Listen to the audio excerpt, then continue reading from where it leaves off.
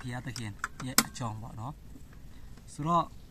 ဖျားတခင်ဆိုတာဘယ်လိုမျိုးဖျားလဲဘယ်လိုမျိုးဖျားလဲဆိုရင်ဟုတ်တယ်မန်တယ်အသက်ရှိတဲ့ဖျားနော်ဆိုတော့သူရဲ့ဖြစ်တည်ခြင်းတဲ့ existence of God လို့ပြောထားတယ်နော်အဲ့ဒီမှာနံပါတ်1ကတော့ဖျားတခင်ဒီနာဝိညာဉ်ဖြစ်တယ်နော်ရှင်ဇောဟန်ခေဝန်အခန်းကြီးလေးအပိုင်းငယ်20လေးမှာနံပါတ်2ကျတော့ဖျားတခင်ဒီအစဉ်ပြောင်းလဲခြင်းမရှိဘူးဘယ်တော့မှပြောင်းလဲခြင်းမရှိဘူးဟေပြဩဝါဒစာခန်းကြီး1အပိုင်းငယ်30ကနေစနစ်အထိနော်နောက်ပြီးတော့မမြင်နိုင်တဲ့ဖျားတခင်ဖြစ်တယ်မြင်လို့ရလားဒါပေမဲ့ရှိတော့ရှိတယ်နော်မြင်လို့မရဘူးထိလို့လည်းမရဘူးဆိုတော့နောက်ပြီးတော့မတည်နိုင်တဲ့ဖျားရှင်လည်းဖြစ်တယ်အသက်ရှင်တော့ဖျားလည်းဖြစ်တယ်ဖျားတခင်ဒီနောက်ပြီးတော့ထာဝရဖျားလည်းဖြစ်တယ်တဲ့နော်အဲ့ဒါဘယ်မှာရှိလဲဆိုတော့အိုင်စာယခန်းကြီး55အပိုင်းငယ်20မှာရှိတာဖြစ်ပါတယ်ဆိုတော့သူရှိမှလည်းအဘယ်သူမျှမရှိသူနောက်မှလည်းအဘယ်သူမျှမရှိသူတာဖန်ဆင်းရှင်ဖြစ်တယ်အာလ်ဖာနဲ့အိုမဂါဖြစ်တယ်အာလ်ဖာဆိုတာအစအိုမဂါဆိုတာအဆုံးအစနဲ့အဆုံးဖြစ်တယ်အဲ့ဒါဘယ်မှာရှိလဲဆိုတော့ယာရိကျမ်းမှာအခန်းကြီး1အပိုင်းငယ်10မှာရှိတာဖြစ်ပါတယ်အခန်းကြီး20အပိုင်းငယ်13မှာရှိတာဖြစ်ပါတယ်နောက်ပြီးတော့သူ့ကိုပဲကူးကွယ်ခွင့်ရှိတယ်ဘာဖြစ်လို့လဲဆိုတော့ငါမတပအခြားဖျားကိုမကူးကွယ်ရတဲ့သူပြောထားတာနော်နောက်ပြီးတော့ထာဝရဖျားကိုကူးကွယ်ရမယ်သူ့ကိုပဲကူးကွယ်ရမယ်နေရာတိုင်းမှာရှိတော့ဖျားသခင်God is omnipresent လို့ပြောတယ်အရာအားလုံးကိုဖျားသခင်တည်တော်မူတယ်အဲ့လိုမျိုးပဲဖျားသခင်ကနေရာတိုင်းမှာ CCTV ထက်တောင်ပို့ပြီးတော့တည်ပြည့်တဲ့ဘလောကလုံးကိုသူကအေးစစ်စစ်မြင်တယ်ဘယ်လိုသွားလဲကိုကဘယ်လိုအိတ်တယ်ဆိုတာကိုကောင်းကောင်းမြင်ရတယ်အဲ့လိုမျိုးတကယ်ကိုကျွန်တော်တို့ကိုအယိုးစင်ချင်းတွေကိုစစ်ကြောပြီးတော့တွေ့မြင်တဲ့ဖျားဖြစ်တယ်နောက်ပြီးတော့အရာအားလုံးကိုတတ်ဆွမ်းတော့ဖျားသခင်ဖြစ်တယ်မဖြစ်နိုင်တဲ့အရာသူ့မှာလုံးဝတစ်ခုမှမရှိတဲ့ဖျားလည်းဖြစ်တယ်တဲ့တချို့လူတွေကလေဒီလောကကိုသူ့ဟာသူတဘာဝဖြစ်တယ်တဲ့အဲ့ဒါကိုနှောင်းလို့ယုံကြည်လားဖန်ဆင်းတဲ့သူရှိလားမရှိဘူးလားရှိတယ်နော်ဒါပေမဲ့လူတချို့တွေကလေဖန်ဆင်းရှင်မရှိဘူးတဲ့ဥပမာဂီတာရောဖန်ဆင်းရှင်ရှုံမလားရှိတယ်လေနော်ရှိမှတည်လို့ရတာဖန်ဆင်းရှင်ကဘယ်သူလဲလူနောက်ပြီးတော့ဒီစာအုပ်တွေရောဖန်ဆင်းရှင်ရှိလားရှိတာပေါ့နော်မရှိလို့လဲထုတ်လို့သူမရှိဘူးဆိုရင်လဲကျွန်တော်တို့ကကြည့်လို့မရဘူးအဲ့လိုမျိုးပဲလောကလဲတဘာဝကသူ့ဟာသူဖြစ်နိုင်ကြောင်းဆရာလည်းမရှိပါဘူးဟုတ်တယ်မလားဒါပေမဲ့တချို့လူတွေကလေသူ့ဟာသူဖြစ်လာတာပဲဒါပေမဲ့အဲ့ဒါတွေကဖျားသခင်ရဲ့ချစ်ချင်းမေတ္တာကိုမခံစားတဲ့သူတွေဖြစ်တယ်ဖျားသခင်ပြောထားတယ်သူ့ဟာသူဖြစ်လာတာဘာမှမရှိဘူးတဲ့ဒီမြတ်ပင်တွေရောကြီးထွားခိုင်းတာဖျားသခင်ပဲဒီကဘာမီကြီးကိုဖန်ဆင်းတာလေဖျားသခင်ပဲကဘာဦးကျအခန်းကြီးအပိုင်းငယ်ဒီမှာပြောထားလဲအစအဝူ၌ဖျားသခင်ဒီကောင်းကင်နဲ့မြေကြီးကိုဖန်ဆင်းတော်မူ၏အဲ့လိုမျိုးပြောထားတယ်ဆိုတော့အရာရာအားလုံးဟာဖျားသခင်ဖန်ဆင်းတဲ့ဆိုတာကိုကျွန်တော်တို့ယုံကြည်ရမယ်ဟုတ်ပြီလားဆိုတော့နောက်ပြီးတော့လေသူ့မှာအမားအယွန်းတစ်ခုမှမရှိတချို့လူတွေကဖျားသခင်ကမားတယ်ချစ်ချင်းမေတ္တာခွဲခြားတယ်တဲ့ဒါပေမဲ့ဖျားသခင်ချစ်ချင်းမေတ္တာကတော့အတူတူပဲဒါပေမဲ့သူခွဲခြားတာဘာမှမရှိဘူးเนาะဖျားသခင်ကတော့ဘာမှကိုမခွဲခြားဘူးတဲ့ဆင်းရဲသောသူကိုလည်းချစ်တယ်ချမ်းသာသောသူကိုလည်းချစ်တယ်ခွဲခြားခြင်းမရှိဘဲနဲ့ချစ်တဲ့ဖျားရှင်ဖြစ်တယ်နောက်ပြီးတော့လည်းနမိတ်လက္ခဏာများစွာလုပ်ခဲ့တယ်เนาะဘာတွေလဲကြောက်ကနေစမ်းရည်တွေစီတော့စီတယ်ဣသရေလလူမျိုးစားစရာမရှိတဲ့အချိန်မှာကောင်းကင်ဘုံကနေမာနာတွေကြခိုင်းတယ်နီတွေကိုလည်းရက်တန်းစီတယ်ရောစောကိတော့ကလည်းအဲ့လိုမျိုးကြီးဖျားသခင်လုပ်ပြီးစင်တော့တကယ်ကိုနမိတ်လက္ခဏာတွေဖြစ်တာမလုံနိုင်တဲ့ဖျားမဟုတ်ဘူးနမိတ်လက္ခဏာတွေများစွာလုပ်တာဘီဒန်ဆရာတွေတောင်မှပြောမယ်ဆိုမျက်လက်ဆရာတွေတောင်မှမနိုင်ဘူးပေါ့နော်ဖျားသခင်အကုန်လုံးကိုလုံနိုင်တယ်အဲဒါကြောင့်နမိတ်လက္ခဏာများစွာကိုလုံနိုင်တဲ့ဖျားရှင်ဆိုတော့ကျွန်တော်ဖျားသခင်ပဲရှိတယ်နောက်ဆိုရင်ဖျားသခင်ကိုဘယ်သူတွေကကူးကွယ်လဲဆိုတော့ကောင်းကင်တမန်တွေကနိညမပြတ်ချင်းမကူးကွယ်တယ်အိုင်စာယာအခန်းကြီး6အပိုင်းငယ်1 ဗျာဒိတ်ကျမ်းအခန်းကြီး4အပိုင်းငယ်10နောက်ဆိုရင်လောကသားများလည်းကူးကွယ်ကြတယ်အိုင်စာယာ53ပိုင်းငယ်6နောက်ပြီးတော့လည်းပေါင်းစပ်ထားတဲ့သူ့ရဲ့နာမည်ကဘယ်လိုခေါ်ကြလဲဆိုတော့အနာနတကူနဲ့ပြည့်စုံတော့ဖျားသခင်နော် El Shaddai အင်္ဂလိပ်လိုနဲ့ El Shaddai ဆိုတာအင်္ဂလိပ်လိုနဲ့ဆိုရင် God Almighty အနန္တတကူနဲ့ပြည့်စုံတော့ဖျားတဲ့ခင်အကြီးမြတ်ဆုံးဆုံးတဲ့ကအကြီးမြတ်ဆုံးအနန္တတကူပြည့်စုံတော့တကယ်ကိုအမတမကြီးမြတ်တဲ့ဖျားတဲ့ခင်ကိုဆိုလိုတာနော်အနန္တဆိုတာနောက်ပြီးတော့ El John ဆိုတာ most high God အလွန်မြတ်တော့ဖျားတဲ့ခင်အလွန်ကြီးကိုမြတ်တော့ဖျားတဲ့ခင် most high နောက်ပြီးတော့ number 3မှာ El Olam ဆိုတာ everlasting God အမြဲတမ်းတည်တံ့ခိုင်မြဲတော့ဖျားတဲ့ခင်နောက်ပြီးတော့ Jawi Jireh ဆိုတာထောက်ပံ့တော့ဖျားတဲ့ခင်ကြားဘူးလား Jawi Jireh တော့ Jehovah Jireh ဆိုတာကိုကြားဘူးတယ်မလား Jehovah Jireh ဆိုတာ Jawi Jireh ကိုပြောတာ Jehovah Jawi ကိုတချို့က Jehovah လို့လည်းပြောလို့ရတယ်လေ Jireh ဆိုတာထောက်ပံ့တော့အရှင်နော်စူတောင်းတဲ့အခါကျရင်ကြားဘူးတယ်မလားJehovah Jireh ထောက်ပံ့တော့အရှင်ထောက်ပံ့ပြီးလို့ကျေးဇူးတော်ကိုချီးမွမ်းတယ်အဲ့လိုမျိုးကြားဘူးလားစူတောင်းတဲ့သူနောက်ပြီးတော့ Jehovah Nisi တို့ Nisi ကပါလဲဆိုတော့အောင်မြင်ချင်းပြီးတော့ဖျား Jawi Shalom ဆိုတာရောကြားဘူးလားကျွန်တော်ပြောဘူးတယ်နော်ဟောဝင်မှာ Shalom လို့ပြောထားတာမလား Shalom ဆိုရအောင်ဆိုပြီးတော့လက်တွေကိုဒီလိုဆန့်ခိုင်းတယ်မလားကျွန်တော်တရားဟောတဲ့အခါကျရင် Shalom လို့ပြောတယ်အဲ့ဒါပါလဲဆိုတော့ငြိမ်သက်ချင်းရရှိပါစီတော့ပေါ့နော် Jawi Shabbat ဆိုတာပါလဲဆိုတော့ထင်းချုပ်လမ်းပြပြီးတော့ဖျားနော် The Lord of Hosts ကျွန်တော်တို့ကိုလမ်းပြပြီးတဲ့ဖျားဖြစ်တယ်Number 6မှာတော့ Jawi Makadism ဆိုတာတော့ The Lord is thy sanctifies မွန်မြတ်တန်ရှင်တော်ဖျား Jawi Kisno ဖြောင်းမတ်တော်ဖျားတကယ်ဖြစ်တယ်တဲ့ဆိုတော့ဖျားတကယ်ရဲ့နာမည်ခေါ်ဝေချင်းကဘယ်လောက်ရှိလဲဆိုတော့9မျိုးနော်9မျိုးဖျားတကယ်နဲ့နာမည်ခေါ်ချင်းကအမျိုးမျိုးရှိပြီမဲ့လဲဘယ်နှမျိုးရှိလဲ9မျိုးအဲ့ကြောင့်ဖျားတကယ်ဤကောင်းမြတ်ချင်းကိုမြည်ဆန်းလို့တဲ့ဖျားတခင်ကြီးကောင်းမြတ်ကြောင်းကိုကျွန်တော်တို့ဘယ်လိုမျိုးဆိုင်ရမလဲသူ့ကိုယုံကြည်ခြင်းနဲ့မြည်ဆိုင်ရမယ်သူ့ကိုယုံကြည်ရမယ် Psalm number 34:8နောက်ပြီးတော့ထာဝရဘုရားဒီပညာကိုပြီးတော်မူတော့ဘုရားဖြစ်တယ်ပညာနဲ့တရားတော်ဒီဘုရားသခင်ဖြစ်တယ်တဲ့ပညာအလိုရှိသူများဘုရားပြီးတော်မူမယ်နောက်ပြီးတော့ဘုရားသခင်ဒီကြွယ်ဝတော်ဘုရားလည်းဖြစ်တယ်ဆင်းရဲတဲ့ဘုရားမဟုတ်ဘူးနော်သူကချမ်းသာလို့လောကကိုကြောက်ဆင်းပြီးမြဲဒီဆင်းရဲခြင်းကိုပုံဆောင်တာတကယ်တော့ဘုရားသခင်ချမ်းသာတယ်နော်စီးစံဥစ္စာနဲ့ဂုဏ်တရေတွေဘုရားသခင်ရဲ့ဥစ္စာဖြစ်တယ်သူ၌စီးစံကအတရေတွေပြောင်းမခြင်းအများကြီးရှိတာဖြစ်တယ်အလူရှိသမျှလည်းယေရှုအဖျံပြည့်စုံမယ်တဲ့နော် He will supply all your need ဆိုတော့ဘုရားသခင်ဒီကျွန်တော်တို့ရဲ့ကျမချင်းလည်းဖြစ်တယ်နောက်ပြီးတော့ချစ်ချင်းမေတ္တာအရှင်ဘုရားလည်းဖြစ်တယ်တနာချင်းဂယုဏတော်နဲ့ပြည့်စုံတဲ့ဘုရားလည်းဖြစ်တယ်ဘုရားသခင်ဒီစီအိုစွာချစ်တော်မူသောဘုရားလည်းဖြစ်တယ်အကောင်းဆုံးကြံစည်ပြီးတော့ဘုရားလည်းဖြစ်တယ်ကျွန်တော်တို့ဒီနေ့အကြောင်းသိပြီလားသိရမှာအရေးကြီးတယ်နော်ဒီနေ့သိဆိုတာသုံးပါးသစုကိုယုံကြည်တာခမေးတော်တားတော်တန်ရှင်တော်ဥညံတော်ကြားဘူးလားကြားဘူးအဲ့ဒါကိုကျွန်တော်တို့ယုံကြည်ကြတာနော်ဒီနေ့သိအဲ့ဒါတွေကိုဒီနေ့သိလို့ခေါ်တယ်အဲ့ဒါကိုဘာဖြစ်လို့ကျွန်တော်တို့တင်တာလဲဆိုတော့ကျွန်တော်တို့ယုံကြည်သူအချင်းချင်းတိုင်းမှာတချို့တွေကအဲ့ဒီ Trinity ကိုမယုံတာ oneness လို့ခေါ်တဲ့လေအဖွဲတွေရောရှိသေးတယ်သူတို့ကဘာလို့ယုံကြည်ကြလဲဆိုတော့ယေရှုဒီခမဲတယ်တော်လည်းဖြစ်တယ်နောက်ပြီးတော့ယေရှုဒီတန်ရှင်တော်ဥညံတော်လည်းဖြစ်တယ်ဆိုပြီးတော့သူတို့ကအယူမာချင်းရှိတာဖြစ်တယ်ဒါမဲ့သူတို့ရဲ့ယုံကြည်ချက်ပေါ့နော်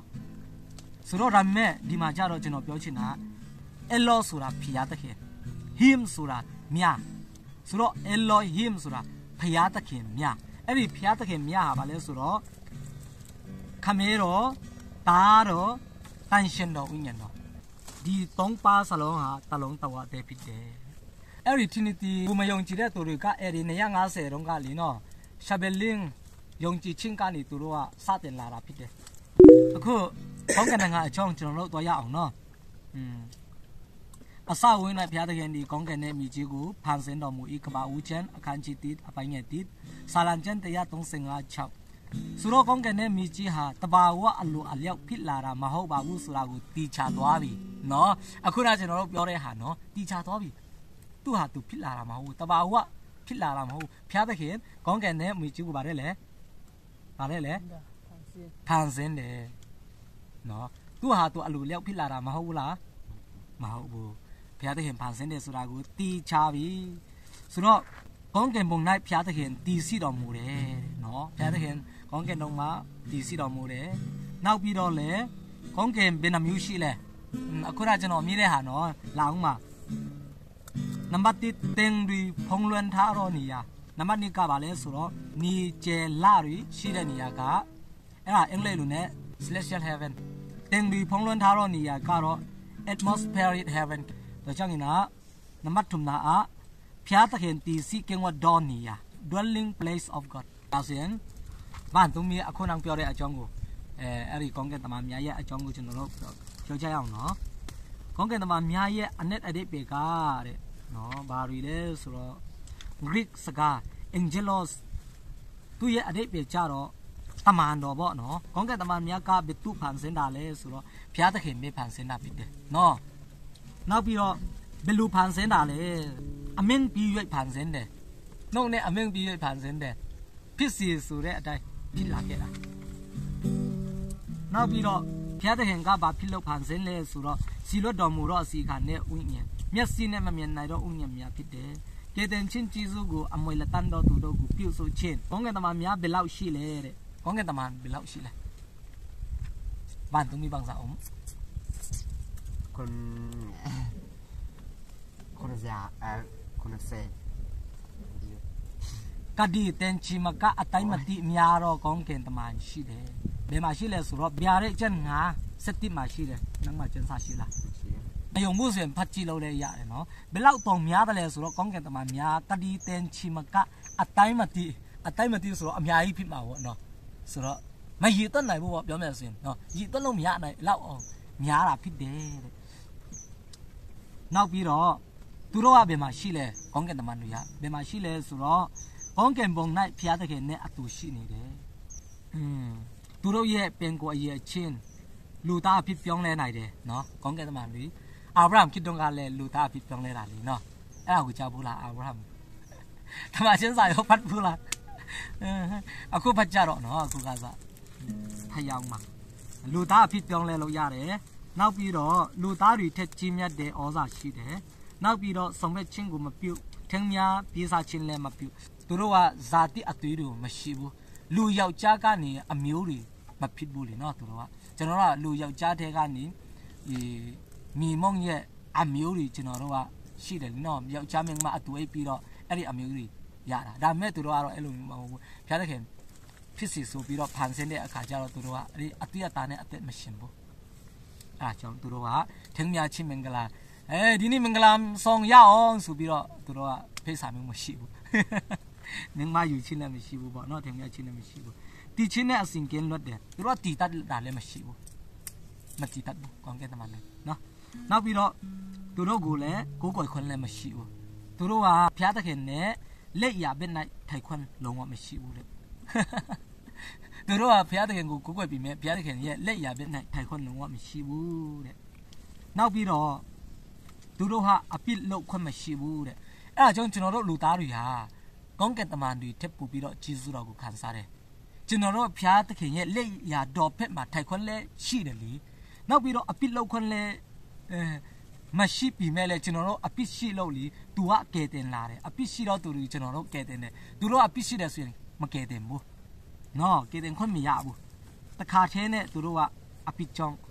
ခွင့်လွတ်တယ်ဆိုတာမရှိဘူးဂျေဇုတော်အဲဝံဂေလိတရားဟောခွင့်လဲမရှိဘူးနော်ဖျားသခင်ရဲ့ဂျေဇုတော်ကိုလည်းသူတို့မှာဟောခွင့်မရှိဘူးနောက်ပြီးတော့ကောင်းကင်တမန်9မျိုးရှိတယ်တဲ့နံပါတ်1 cherub ဆိုတာနောက်ပြီးတော့ lucifer တော့ကြောက်ဖို့မှာပါနော်နောက်ပြီးတော့ seraphim နောက်ပြီးတော့ michael လည်းကြောက်ဖို့မှာပါနောက်ပြီးတော့ gabriel နောက်ပြီးတော့ throne dominion rulers authorities angels အများကြီးပဲဒါမဲ့အဲ့ဒီထဲမှာကျွန်တော်တို့သိဖို့တော့နံပါတ်1 cherub ဖျားသခင်ရဲ့အနီးဆုံးလို့ဖျားသခင်ရဲ့အနီးနားမှာထိုင်တဲ့သူတွေနောက်ပြီးတော့ lucifer နောက်ပြီးတော့ seraphim michael gabriel ဒီငါပါတော့ကျွန်တော်သိရမှာဖြစ်တယ် lucifer ကတော့အလင်းတဲ့ကောင်းကင်တမန်မင်းဒါမဲ့သူကဘုရားသခင်ကိုမနာလို့တဲ့စိတ်ရှိတော့ကြောင့်သုံးပုံတပုံနဲ့အတူအဲ့ဒီမှာနော်ကောင်းကင်ကနေမြေကြီးကိုချချင်းခံရတာအဲ့ဒါကြောင့်လေတကယ်မလုပ်တည်ပြီမဲ့သူကမနာလို့စိတ်ရှိတော့ကြောင့်အဲ့ဒါကြောင့်သူတို့ကဒီမှာခုနကျွန်တော်ပြောထားတဲ့အတိုင်းအပစ်လောက်ခွင့်မရှိဘူးအပစ်လောက်တယ်ဆိုရင်တခါတည်းအပစ်ရဲ့အခချချင်းကိုငါရဲထဲမှာသူတို့ကကြာတော့မှာဒါပေမဲ့ကျွန်တော်တို့တခါမှတယ်ဆိုရင် chance စီးသေးတယ်နော်ဖျားတဲ့ခွန်းတည်တယ်ကျွန်တော်နောင်တရဖို့နော် ကျွန်တော်တို့တခါတည်းနဲ့ကောင်းကင်တမန်လူငရဲကြမယ်ဆိုရင်တော့အလိုတည်းကတော့ကောင်းကင်နိုင်ငံကိုအမဲတူရှိနိုင်တော့မှာမဟုတ်ဘူးဖျားသခင်ရဲ့ချစ်ချင်းကျွန်တော်တို့ကောင်းကင်တမန်တွေတက်ပူပြီးတော့ဂျေဇုခံစားရတယ်လေနော်နောက်ပြီးတော့ Seraphim ဆိုတာလေသူတို့ကဖျားသခင်ကိုတန်ရှင်းဆိုပြီးတော့ကိုယ်ကွယ်တဲ့အဖွဲတွေဖြစ်တယ်နောက်ပြီးတော့ Michael ကြတော့ဖျားသခင်ရဲ့စစ်သူကြီးဖြစ်တယ်နော်ဂါဘဲကြတော့ဗာလဲဆိုတော့သူကစကားတော့ကိုတွားပြောတဲ့သူဖြစ်တယ်ဖျားသခင်ရဲ့အစီပါပေါ့နော်အဲ့လိုမျိုးဖြစ်တယ်ဆိုတော့အခု hair အကြောင်းငါရဲ့အကြောင်းကိုကျွန်တော်တော့ရအောင်နော်ပြီးနေပြီလားနားတော့နိုင်လားပြီးနေပြီလားပါတယ်ဘယ်လိုလဲနားထောင်တာနဲ့နားမထောင်တာတိတာလားကျွန်တော်ရှင်းပြတာနဲ့ရှင်းမရှင်းပြတာတိတာတယ်လေတိတာလားနည်းနည်းတော့ပူတိတာပေါ့နော်ဒါမျိုးကျွန်တော်အမြင်နည်းနဲ့ပဲလောက်တာငရဲပြီတကယ်ရှိရဲ့လားယုံကြည်လားယုံကြည်တယ်ငရဲပြီတကယ်ရှိပါတယ်တဲ့မယုံဘူးဆိုရင်ရှင်လူကခေဝန်ခန်းကြီး16 19ကနေ31မှာရှိတယ်တတိချင်းနဲ့လာစရတ်အဲ့ဒီမှာတကယ်ကိုရှိတာဖြစ်တယ်တကယ်ကိုဖိရမယ့်ဟာကိုဖျားတကယ်ကပြတာနော် prophet လုပ်ပြီးတော့အဲ့လိုမျိုးရှိရဆိုပြီးတော့ကျွန်တော်တို့အတပညာယူဖို့အလုပ်တာယုံကြည်ရမှာနောက်ဆိုငရဲပြီကြတော့သူဘယ်လိုနေမလဲဆိုတော့ငိုကြွေးခြင်းအန်တွားခဲကျစ်ခြင်းနိဖူ၌ချခြင်းခံရမယ်ဖြစ်တယ်သူတို့တခြင်းကတော့ဟဲငရဲပြီထဲမှာပါလဲဆိုတော့နာတယ်ပူတယ်ကဲပါအောင်သူတို့ရဲ့အော်တန်တွေကိုလေငရဲပြီမှာသူတို့ရဲ့အလုပ်အဲ့ဒါဒါမဲ့အခုနဖျားသခင်ရဲ့အလုပ်မှာကြတော့ပါလေအမေရန်တန်ရှင်မောမြတ်တယ်ဆိုပြီးတော့ကျွန်တော်တို့အမေရန်ချင်မရပါအဲ့အကြောင်းအဲ့ဒီငရဲပြီထဲမှာလေကြပြီဆိုရင်လေပူဆိုးတာလေတီလို့လည်းမရဘူးအမေရန်မီးရတော့ရှင်ကြီးပဲတီလို့လည်းမရဘူးအမေရန်ညီရအောင်မှာအရန်ကိုကြောက်စရာကောင်းတာအဲ့ဒီမှာကျွန်တော်တို့အခုမီးလုံတဲ့အခါကျဒီနာကလေးမှာဒီလိုလုံနေစင်နဲ့အရန်ပူတယ်မလားအနားမှာမကတ်နိုင်ဘူးလေဒါမဲ့အဲ့ဒီခါကျမီးပူအားကြီးထဲမှာကျွန်တော်တို့နေနိုင်မှာမဟုတ်ဘူးအားကြောင့်ဒီချင်းလက်တီတော့မမဟုတ်အဲ့ဒီမှာကျွန်တော်တို့ဒါခံတော့မှာယေရှုကိုမယုံတဲ့အတွက်အဲ့ကြောင့်ယေရှုကိုယုံတာတကယ်ကိုမမြတ်တယ်နော်ယုံကြည်ဖို့ပဲမာနမကြည့်နဲ့ဒီနေ့ကြားတယ်ဆိုရင်စိတ်မမာပဲနဲ့ယုံကြည်ဖို့လိုတယ်ဆိုတော့ဘယ်သူတွေငရဲပြီရောက်မလဲဆိုတော့စာတန်နဲ့သူ့လိုတွေအခုနစာတန်ဆိုတာပါလဲနာမည်ပြောင်းလဲတာတခုရှိတယ်လူစီဖာဆိုတာလေကောင်းကင်တမန်နာမည်လေ morning star တဲ့ morning star ဆိုတာကတကယ်ကိုကောင်းတဲ့နာမည်လေနော်ဂျင်းဆော morning star ဒါမဲ့သူက morning star ကနေဖျားကိုပြိုင်ချင်တဲ့ဆန္ဒရှိတဲ့အခါကျရင်ဒီမြေကြီးပေါ်မှာချတဲ့အခါမှာနာမည်ပြောင်းသွားတယ်စာတန်ဖြစ်သွားတာစာတန်ဆိုရင်အနေနဲ့ဒီကလူလင်နာမည်ပြောင်းသလားပြောင်းတယ်နော်အဲ့ဒါကြောင့်ကျွန်တော်တို့တီးဖို့ဖြစ်တယ်အဲ့ဒါတွေလဲဒါပေမဲ့ကောင်းကင်ဘုံမှာရှိတော့ကတော့သူကစာတန်ကြီးမရသေးဘူးမြေကြီးပေါ်မှာရောက်တော့ပဲစာတန်နာမည်ရတာနော်အဲ့ဒါကိုတီးဖို့တော့တယ်လူသားတွေဖန်ဆင်းချက်ကြောင့်သူ့ပုံသဏ္ဍာန်နဲ့အညီလူကိုဖန်ဆင်းတယ်တဲ့နောက်ပြီးတော့သူကဘယ်လိုဖန်ဆင်းလဲဆိုတော့ခန္ဓာစိတ်ဝိညာဉ်နဲ့ဘုရားသခင်ကလူကိုပုံသွင်းတယ်တဲ့ဝိညာဉ်ရှိတော့ကျွန်တော်တို့အသက်ရှင်တာအဲကြောင့်ခန္ဓာဒီခန္ဓာကြီးကတော့မြည်မုံပဲလေအာရမ်ဆိုရဲ့နာမည်ကတော့မြည်မုံလူသားဖန်ဆင်းခြင်းပထမဦးဆုံးဖန်ဆင်းတာပဲသူလဲအာရမ်နော်အာရမ်ရဲ့အနဲ့အတိတ်ပဲသိလားမြည်မုံအာရမ်ရဲ့အမျိုးအနေဖြစ်တော့ကြောင့်ကျွန်တော်တို့ဟာမြည်မုံပဲဖြစ်တယ်ဘာဖြစ်လို့လဲဆိုတော့ဘုရားသခင်ကမြည်မုံကိုဒီလိုယူပြီးတော့ဖန်ဆင်းတယ်အယုတ်ပဲမြင်သေးတယ်ဒါမဲ့သူ့ရဲ့အသက်ကိုမုတ်သွင်းပြီးတော့အဲ့လိုမုတ်သွင်းပြီးတော့အဲ့ဒီအယုတ်ဟာလူဖြစ်လာတယ်တကယ်ကိုအနောစရာပဲနော်နောက်ပြီးတော့လူတွေကအဲ့လိုမျိုးဒီကနေထွက်လာခဲ့တယ်နောက်ပြီးတော့မင်းမလည်းယောက်ျားရဲ့နာယူတချောင်းစီကနေဘုရားသခင်ပြန်ပြီးတော့ခဲ့အဲ့နဲ့သူ့ရဲ့နာယူတချောင်းကြောင့်မင်းမဖြစ်လာတာအဲ့ကြောင့်လူသားဆိုတာမြည်မုံပဲကျွန်တော်တို့မြေမုံမှာပဲပြင်ရတော့မှဒီမြေမုံတွေလည်းမစော်ကားနဲ့ကျွန်တော်တို့လည်းအဲ့ဒီမြေမုံတွေပဲနော်အဲ့ဒါကြောင့်ကျွန်တော်မြေမုံထဲမှာဖန်ဆင်းခြင်းခံရတယ်မြေမုံထဲမှာပြင်သွားရတော့မှဖြစ်ပါတယ်ဒါဆိုရင်ကျွန်တော်တို့အပစ်တရားဆိုတာကဘယ်ကနေစလာလဲဆိုတော့ဘုရားသခင်ကလူသားတွေကိုဖန်ဆင်းပြီးသွားပြီနော်အခုတော့ခေါင်းဆရာတော့အများကြီးမကျင်တော့ဘူး အပိဆိုတဲ့အရိပေကပါလေဆိုတော့ပြင်းရဲ့တရားလွန်ကျူးချင်းဒီအပိဖြစ်တယ်ပြင်းရဲ့တရားဆိုတာကကျွန်တော်တို့ပါလေသိတယ်မလားအဲ့ဒီပြင်းရဲ့တရားတွေကဘာတွေလဲဆိုတော့ဖျားမတပါအခြားဖျားကိုမကိုကိုရမောဆက်ပြင်းရဲ့တော်10ပါးကိုနော်အဲ့ဒါတွေ10ချက်ထဲမှာတစ်ခုကျွန်တော်တို့မလုံနိုင်ဘူးမလိုက်နိုင်ဘူးဆိုရင်လည်းအဲ့ဒါပါလေအပိဖြစ်တယ်နော်အဲ့ဒါကြောင့်အပိရဲ့အခြေခံအုံးမြစ်ဘယ်နှမျိုးရှိလဲဆိုတော့ဒီဇာမွေးရပါအမွေစစ်ခံတော့အပိနောက်ပြီးတော့ဒုစရအပိမယုံကြည်ခြင်းအပိ3မျိုးရှိတယ်ဒီဇာအပိဆိုတာကအာရမ်နဲ့အေဝါကတိတိကိုစားကြတယ်မလားပြောတဲ့ကမစားနဲ့လို့ပြောကြတယ်မလားဒါမဲ့စာတန်မွေရဲ့စကားကိုနားထောင်ပြီးတော့စားတယ်အဲ့စားတဲ့အခါကျရင်သူတို့ကတီးလားမတီးဘူးဘာတီးတာလဲဝိညာဉ်တီးတာခန္ဓာကိုယ်တီးလားမတီးဘူးအဲ့ဒီကနေအပစ်ရှိလာခဲ့တယ်သူတို့ကဖျားစကားကိုနားမထောင်ခဲ့လို့အဲ့ဒီကနေကျွန်တော်တို့လည်းအာရမ်နဲ့အေဝါကနေလူသားတွေဟာအမျိုးတွေပွားလာတယ်ဆိုတော့ကျွန်တော်တို့အဲ့ဒီအပစ်တွေနဲ့လုံးဝမကင်းလွတ်နိုင်တော့ကြောင်းအဲ့ဒါဗီဇအပစ်လို့ခေါ်တယ်အဲ့ဒါအာရမ်နဲ့အေဝါကစလာတဲ့ဗီဇအပစ်လို့ခေါ်တယ်အဲ့ဒါအလိုလိုရှိပြီးသားနော်အဲ့ဒါဗီဇအပစ်လို့ခေါ်တယ်နောက်ပြီးတော့ဒုစရအပစ်ဆိုတာရှိသေးတယ်ဒုစရအပစ်ဆိုတာကဘာလဲဆိုတော့ကျွန်တော်တို့ပစ်မာမလုတ်မာမပစ်မာတဲ့ဟာရှိသေးတယ်ဒုစရနဲ့ကဲလွတ်ရင်လေဗီဇအပစ်ရှိပါသေးရောအဲ့ဒါကြောင့်လူသားအလုံးကအပစ်နဲ့ပွတ်နွန်တဲမှာကြာတာနောက်ပြီးတော့မယုံကြည်ခြင်းအပစ်ကပါလေယေရှုကိုမယုံကြည်ခြင်းအပစ်အဲ့ဒီအပစ်ကပါလေငရဲထဲကိုကြာတော့မှာအဲ့ဒါကြောင့်ယေရှုကိုမဖြစ်မနေကျွန်တော်တို့ယုံကြည်ရမှာဖြစ်တယ်မယုံကြည်ဖို့ဆိုရင်တော့ငရဲကိုပဲကြာရတော့မှာပေါ့နော်ပြင်းရဲ့တရားဆိုတာ10ပါးရှိတယ်အဲ့ဒါပါလဲဆိုတော့အခြားတော့ဘုရားကိုမကူကွယ်ရတုတ်သူရှိမှဥမငွေရဘုရားသခင်ဤနာမတော်ကိုမုတာနဲ့ဆိုင်ရွက်မမဆူရဥပုံလေးကိုရှောင်ပါတန့်ရှင်းစီပါမိဘကိုယူသည်ပါသူများမယားကိုမပစ်မာနဲ့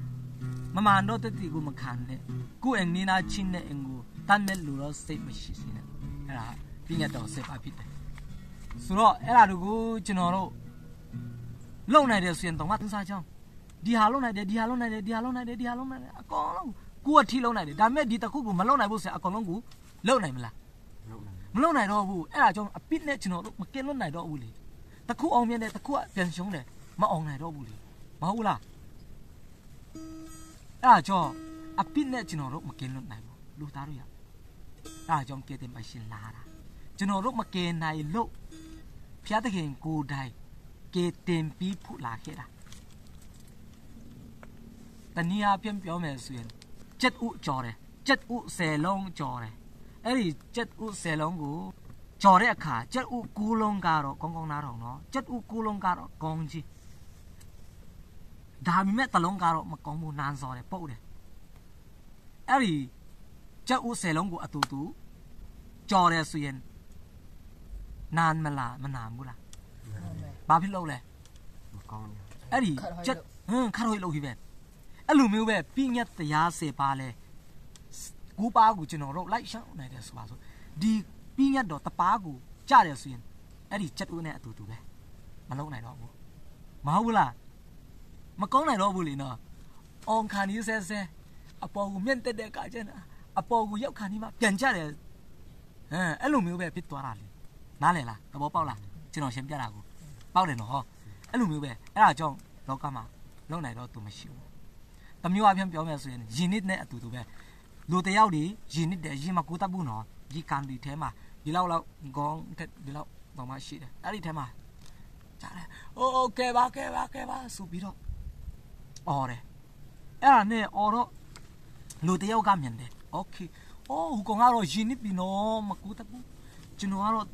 စာနဲ့ဒီလိုပြောမယ်ကွာโอเคဘယ်ဖက်လက်ကိုစမ်းပြီးတော့ညာဖက်လက်ကိုဒီလိုလောက်ပါစောင်းနဲ့ဖတ်တယ် तू ကတော့ယဉ်နစ်ဖြစ်ပြီလေ तू ကကဲနိုင်မလားပြောရင်လဲဘာဖြစ်လို့လဲ तू ကယဉ်နစ်ပြီလေမလုံနိုင်လို့အဲ့ဒါကိုမလုံနိုင်လို့လေကျွန်တော်တို့ကဒီကနေနားကနေလှုပ်ပါဆိုရင်လဲအဲ့ဒါဘာမှမထူဘူး तू ကယဉ်နစ်ဖြစ်သွားပြီမကူးတတ်လို့ပြောရင်လဲနားတော့နိုင်မှာမဟုတ်တော့ဘူးအဲ့ဒါပြင်းညက်တရားနဲ့တိုးတယ် ပြီးငက်တရားကတော့ဗာလေတွန်းတယ်လုတ်ခိုင်းတယ်နော်ဒါမဲ့လူတွေကတော့လုံနိုင်လားမလုံနိုင်ဘူးယဉ်နေတာနဲ့အတူတူပဲအပွက်ရပြီလားပွက်ရပြီလားရပြီလားပြီးငက်တရားကတော့တွန်းတယ်လုတ်ခိုင်းတယ်နော်ဒါမဲ့ကျွန်တော်တို့လုံနိုင်လားမလုံနိုင်ဘူးကျွန်တော်ရဲ့အပွက်ရှင်းပြတဲ့ဟာကိုသဘောပေါက်လားသဘောပေါက်တယ်နော်ဒါပေမဲ့ကြီးစုတရားကလာတယ်ယဉ်နေတယ်ကျွန်တော်တို့ယဉ်နေအချင်းချင်းပဲနောက်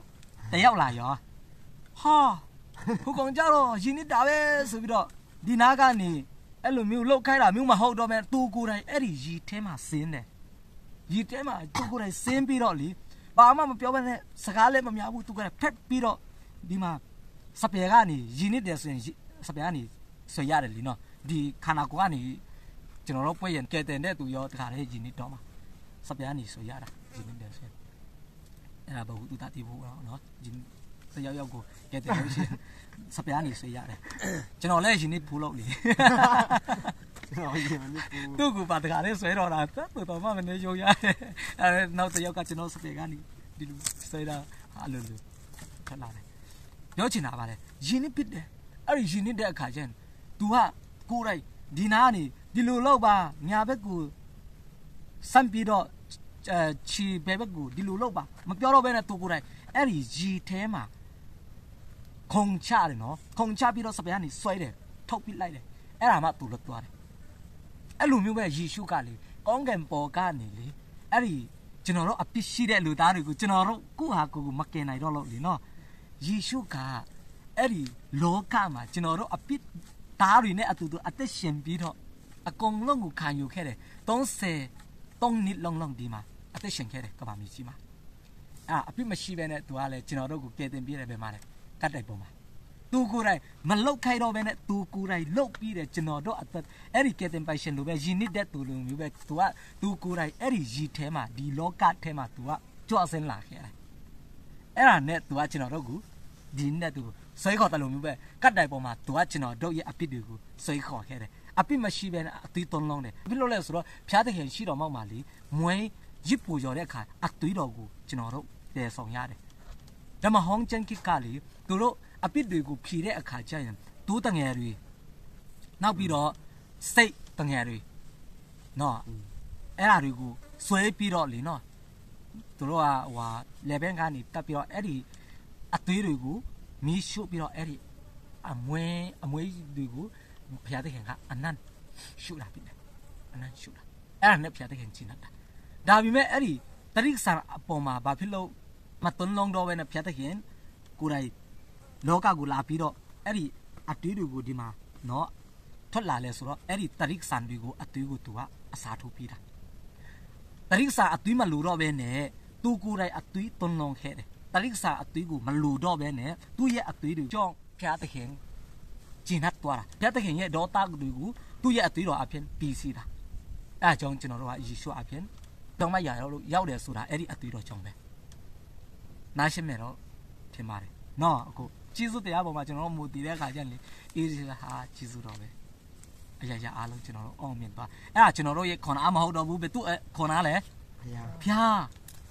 ယေရှုဖျားရဲ့ခွန်အားပဲဖြစ်တယ်ဆိုတာကိုကျွန်တော်သိစေချင်တယ်ပွင့်လာခုတော့အခုတော့ကျွန်တော်တို့ဂျင်းနစ်တလုံးမျိုးပဲလीနော်ဗီဒီယိုထားတဲ့နေရာဒီမှာလာရီရှိတဲ့နေရာဒီအပေါ်ဆုံးမှာဗာလဲဖျားတဲ့ခင်ရှိတဲ့နေရာနော်ဆိုတော့ကောင်းကင်ကဘယ်နှပုံရှိလဲ3ပုံပထမဆုံးကတင်ဒုတိယကျဲတတိယဖျားတဲ့ခင်နေတဲ့နေရာဆိုတော့ဒီမှာကြတော့ပါလဲငရဲပြီနလမ်းပဲရှိတာကူနလမ်းပဲရှိတာတလန်းကပါလဲကောင်းကင်တလန်းကပါလဲငရဲကျွန်တော်တီးပြီးသွားလို့ရှိရင်လမ်းနလမ်းပဲရှိတယ်ဒီလမ်းနလမ်းကြတော့ကောင်းကင်နိုင်ငံနဲ့ငရဲနိုင်ငံဒီနလမ်းပဲလीအဲ့အကြောင်းကျွန်တော်တို့တီးပြီးသွားမဲ့အခါကြရင်ဖြစ်ရမယ့်ဥစ္စာတွေကိုကျွန်တော်ရှင်းပြတာနော်ဒီမှာငရဲပြီကိုအပြစ်ကြောင့်ကျွန်တော်တို့ရောက်တော့မှာအဲ့အကြောင်းကျွန်တော်တို့ဒီအပြစ်ထဲမှာမရှိဘူးအတွက်သူကဒီနဲ့ဒီချမ်းမှာလမ်းရှိလားမရှိဘူးလीနော်မရှိဘူးအဲ့အကြောင်းကျွန်တော်တို့ဒီမှာအပြစ်ကြောင့်ရောက်ရှိမဲ့ဟာကိုဒီနိုင်ငံကိုရောက်နိုင်ဖို့အတွက်လမ်းခင်းပြီးတာကလူတွေကလည်းကိုယ့်ဟာကိုလမ်းမခင်းနိုင်တော့ဘူးဆိုတော့ ဒီမှာယေရှုဖျားလက်ဝတ်ကားတိုင်နဲ့ဒီမှာလမ်းခင်ပြီးတာဒီလက်ဝတ်ကားတိုင်အားဖြင့်သူ့ကိုယုံကြည်ခြင်းအားဖြင့်သူကအခုနကျွန်တော်ပြောတဲ့အတိုင်းပဲအပြစ်မရှိဘဲနဲ့အပြစ်ကိုယူဆောင်သွားပြီးတယ်အပြစ်မရှိဘဲနဲ့အတိတ်ချင်းကိုခံခဲ့တယ်အတိတ်ချင်းကိုခံပြီးမဲ့လဲ3ရက်မြောက်တော့နေ့၌ရှင်ပြန်ထားမြောက်ခဲ့တယ်နော်အဲ့ဒါကြောင့်အဲ့ဒီလက်ဝတ်ကားတိုင်လမ်းအားဖြင့်ကျွန်တော်တို့လိုက်လျှောက်တယ်ဆိုရင်အဲ့ဒီကောင်းကင်နိုင်ငံကိုရောက်မှာယေရှုကိုယုံကြည်တယ်ဆိုရင်တော့ဒီလက်ဝါကတ်တိုင်ကိုလမ်းလျှောက်တာပဲကျွန်တော်တို့ကယေရှုကိုအခုနကျွန်တော်ပြောထားတဲ့ဟာယုံကြည်ပြီဆိုရင်အဲ့ဒီလမ်းကိုကျွန်တော်တို့သွားတာဖြစ်တယ်ယေရှုကငါဒီလမ်းခရီးတမန်တရားအသက်လက်ဖြစ်သည်နော်ဒီလမ်းကိုပြောတာဒါကြောင့်ထိုကတ်တိုင်လမ်းမှာအခြားတော့လမ်းမရှိဘူးနော်အဲ့ဒါကြောင့်ဒီဟာကိုကျွန်တော်အတတ်နိုင်ဆုံးရှင်းပြထားတာဖြစ်တယ်အဲ့ဒါကြောင့်ကျွန်တော်တို့ယေရှုကိုယုံကြည်ခြင်းအပြင်ဒီကတ်တိုင်လမ်းကိုလျှောက်ရတာဖြစ်တယ်လုံးဝမပူပါနဲ့ကောင်းကင်နိုင်ငံကိုအလိုလိုရောက်တော့မှာဖြစ်တယ်တမန်ကျမ်းစာလည်းပြောတယ်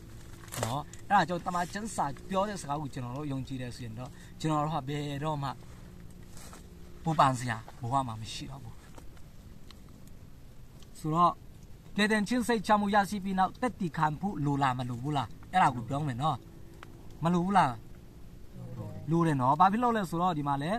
လေတဲ့ချင်းစိတ်ချမှုရရှိပြီးနောက်တက်တီခံဖို့တော့လိုအပ်ပါတယ်တဲ့တော့မှဩဝါဒစာခန်းကြီး30အပိုင်းငယ်9နဲ့30မှာပြောထားပါတယ်နောက်ပြီးတော့ဖျားသခင်ကိုကျွန်တော်တို့ချစ်တဲ့အကြောင်းကိုဝန်ခံတယ်ဆိုရင်လေသူကလည်းအဲ့ဒီကောင်းကင်နိုင်ငံတော်ကိုရောက်တဲ့အခါမှာအဲ့ဒီအင်တော်ကိုရောက်တဲ့အခါမှာအဲ့ဒီတကားမှာလေသူကယေရှုကတ်ကိုကျွန်တော်တို့သူတို့ကမတ်ပုံတင်မြန်မာပြည်ကြီးမှာနေတဲ့ခါကျရင်မတ်ပုံတင်ရှိလားမရှိဘူးလားဆိုတာစစ်စစ်တလို့ကျွန်တော်တို့လည်းအဲ့ဒီအင်ကိုအဖို့တော့ကတ်ရှိလားဆိုတာကိုသူတို့ကသိရမှာအဲ့ဒါမှကျွန်တော်တို့မှာနှစ်ဖူးအခုနကျွန်တော်ပြောတဲ့ဟာနန်းရဲ့နာမည်နော်ပါပြရဲ့နာမည်ကိုယေရှုဖခင်ကနန်းယေရှုကိုယုံကြည်တဲ့အခါမှာအဲ့ဒီစာပေါ်မှာရေးတဲ့အခါကျရင်နန်းနှစ်ဖူးမှာတစ်စိတ်ခတ်ထားပြီးဆိုတော့ပါပြနာမည်ဒီမှာကရှိလားနန်းကပြဖို့အဲ့ဒီနှစ်ဖူးကနေရှိတယ်ယေရှုကရှိတယ်ဆိုပြီးတော့အဲ့ဒီမှာဝင်တော့မှာယေရှုလည်းရှိတော့မှာအဲ့ဒီမှာယေရှုကဘာပြောမလဲဆိုတော့ဟုတ်တယ်သူကလည်းလောကမှာတက်ရှင်တည်တဲ့အခါကျွန်တော်ကိုနှုတ်ဖြင့်ဝန်ခံတယ်အဲ့ဒါကြောင့်ကျွန်တော်လည်းဒီမှာဝန်ခံတယ်ဆိုပြီးတော့သူကတက်တီအတော့တာခံမှာနှုတ်ဖြင့်ဝန်ခံတယ်ဆိုတာတက်တီခံပြီးမှာပေါ့မဟုတ်အောက်ဒါအခုနှုတ်ဖြင့်ဝန်ခံတယ်ဆိုတာတော့လူဖျားတဲ့ခင်ရှိနေလူရှိမှာတက်တီခံဖို့လိုတယ်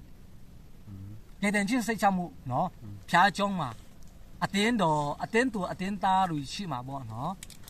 ကျွန်တော်ဖျားတဲ့ခင်ကိုယုံကြည်တယ်ယေရှုဖျားကိုကျွန်တော်ရဲ့အသက်သခင်ပိုင်ရှင်အဖြစ်ယုံကြည်ကြောင်းကိုဖျားရှိတဲ့လူတွေရှိမှဝန်ခံကြွေးကြော်ပါတယ်အဲ့ဒါကိုပြောရမှာပြီးပြီလားအဲ့ဒါယုံကြည်ပြီးသားဆိုရင်လေနော်ဒါမဲ့ကျွန်တော်တို့အဲ့လိုမျိုးကျွန်တော်တို့ဥပမာ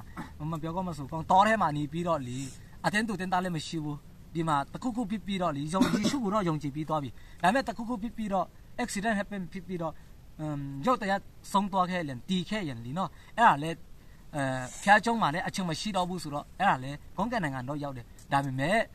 ဖြစ်နိုင်တယ်ဆိုရင်အချိန်ရှိတယ်ဆိုရင်နန်းတို့ကကျွန်တော်တို့ကမတည်တည်ဘူးဆိုတော့တတ်နိုင်တယ်ဆိုရင်ဒီနေ့ပြောင်းလဲတယ်ဆိုရင်မနေ့ပြန်တနင်္ဂနွေနေ့ဆိုတော့လीနော်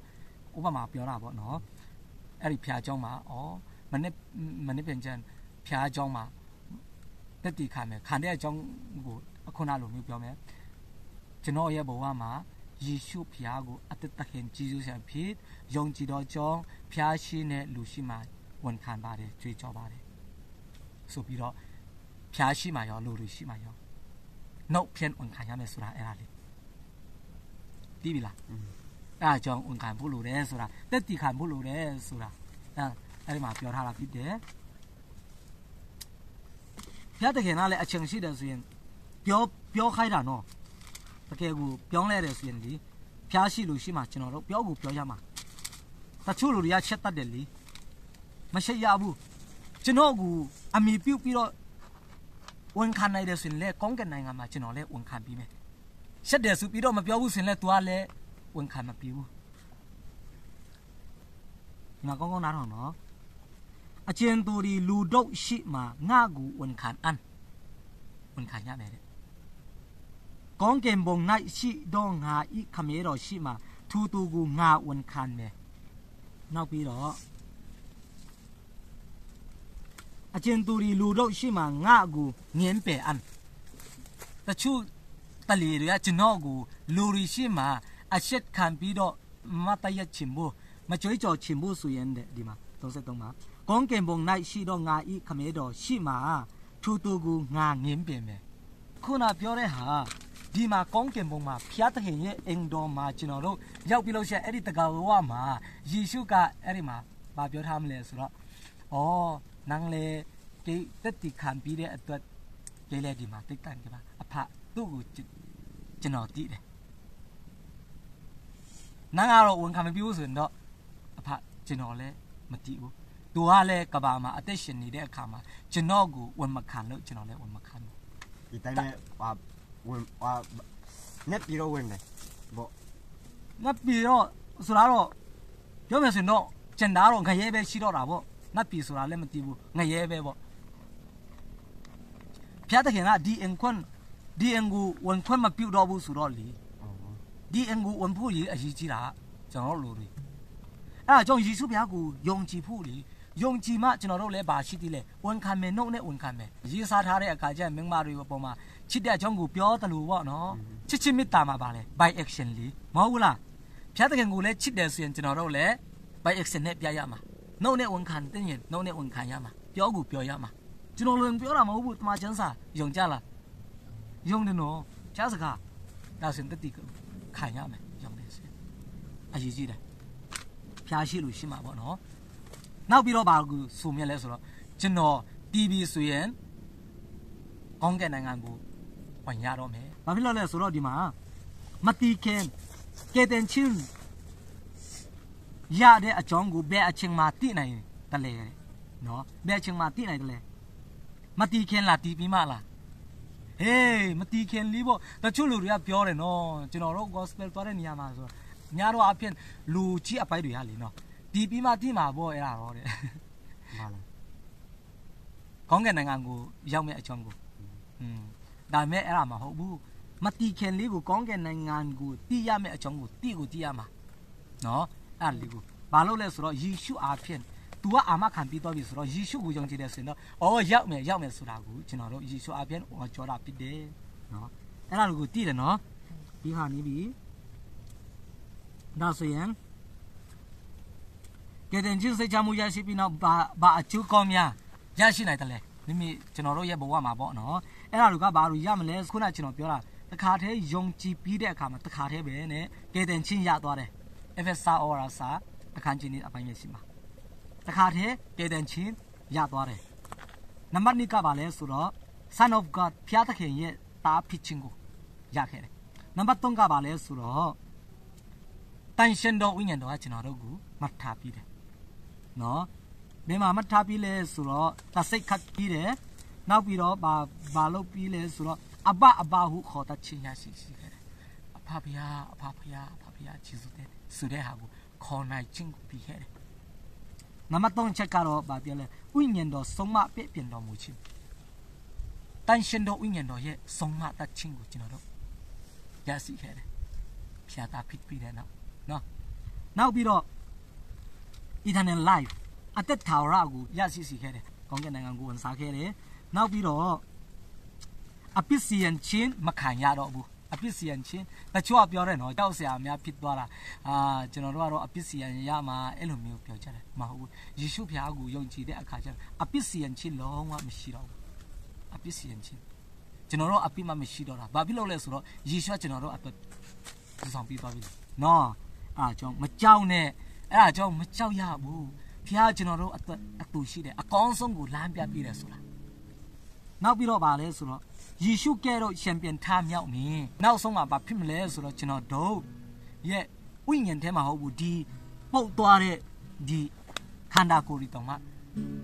ရှိတဲ့နေရာကနေနောက်ဆုံးတဲ့နေချမ်းဒီလိုပြန်ပြီးတော့အဲ့ဒီကျွန်တော်တို့ဝိညာဉ်ကအဲ့ဒီပုတ်တဲ့ခန္ဓာကိုယ်အယူတွေနဲ့ဆက်ပြီးတော့ခန္ဓာ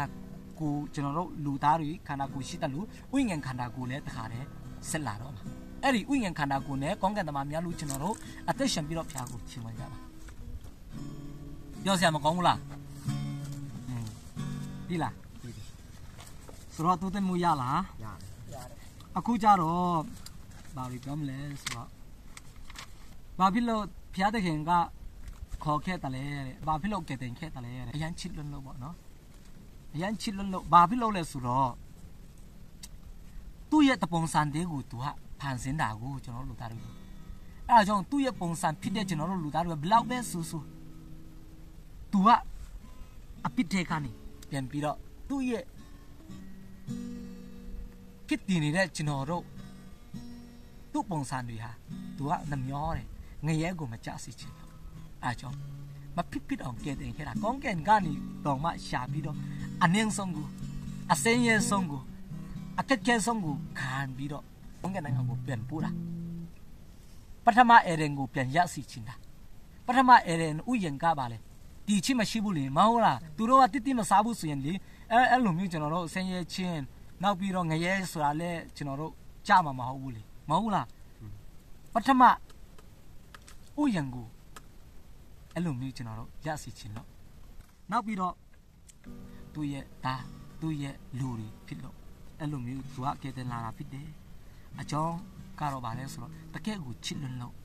ဘာဖြစ်လို့ချစ်လဲဆိုတော့လေအဖေရှာမရနိုင်ဘူးဘာဖြစ်လို့လဲဆိုတော့ဘာဖြစ်လို့မချစ်ရပဲနေမှာလဲသူ့ရဲ့ပုံနဲ့သူအောင်သူ့ရဲ့အတွင်ပုံစံနဲ့တုံကျွန်တော်တို့ကိုဖန်ဆင်းလို့လုံးဝဘယ်လိုပဲလူတွေကသူ့ကိုစွန့်ကောသူကတော့ရှာနေတာပဲအဲကြောင့်ကျွန်တော်ဖျားချစ်ချစ်မေတ္တာအရန်ကြီးမြတ်လွန်တဲ့ဖျားဖြစ်တယ်ဆိုတော့ကျွန်တော်တို့ယုံကြည်ဖို့ဖြစ်တယ်အာမင်ဒီလိုလေခဏရလားဆိုတော့မိချင်တာလေးရှိသေးလားမရှင်းတဲ့ဟာလေးရောရှိသေးလားတတိခန်ဒီလေနာဟုတ်ဘူးလားအခုမှာဟုတ်ဘူးလားကလားအတန်းတူတင်တာတေကငါနာအဲ့ကျွန်တော်တို့လူတွေကြည့်တဲ့ခါကျရင်ရှက်တယ်နော်တုံမတုံလေစက်တင်မတုံထားတယ်နော်အဲ့လိုမျိုးတုံတယ်ဒါမဲ့ဘယ်လိုပဲတုံတင်မတ်တရပါပထမဦးဆုံးလူကိုမကြည့်နဲ့ဖျားပေါ်မှာကြီးစုတင်ကြောင်းကိုပြောလိုက်နော်ဘာဖြစ်လို့လဲဆိုတော့ကျွန်တော်တို့အချိန်ရှိတယ်ဆိုတော့လူတွေရှိမှရောဖျားတဲ့ခင်ရှိမှရောကျွန်တော်တို့ပြောတယ်တမကျန်းစာလည်းပြောတယ်လေပြောရမယ်တဲ့အခုတော့တကယ်ဦးတီချသွားပြီနော်ပပြကြတော့ယုံကြည်တယ်နော်လူတွေချက်ဖို့မဟုတ်ဘူးနော်တကယ်ကိုယုံကြည်တယ်ဆိုရင်တော့တခါတည်းရောချင်တဲ့စိတ်ရှိတော့မှာကျွန်တော်တို့ကတော့အတင်းခံခိုင်းမှာမဟုတ်ဘူးဒါပေမဲ့ကြီးစုတင်တယ်ဆိုရင်တော့ဒီတမကျန်းစာပြောတဲ့အတိုင်းပဲကျွန်တော်တို့နှုတ်နဲ့ဝန်ခံရမယ်ဖျားတဲ့ခင်ကလည်းအဲ့လိုမျိုးပြောမှာထားတယ်ဆိုတော့လေနော်ဒါကြက်လည်းဝန်မခံသေးဘူးမလားဝန်ခံလိုက်တော့နော်可以的金属嘛，看清。ကောင်းတယ်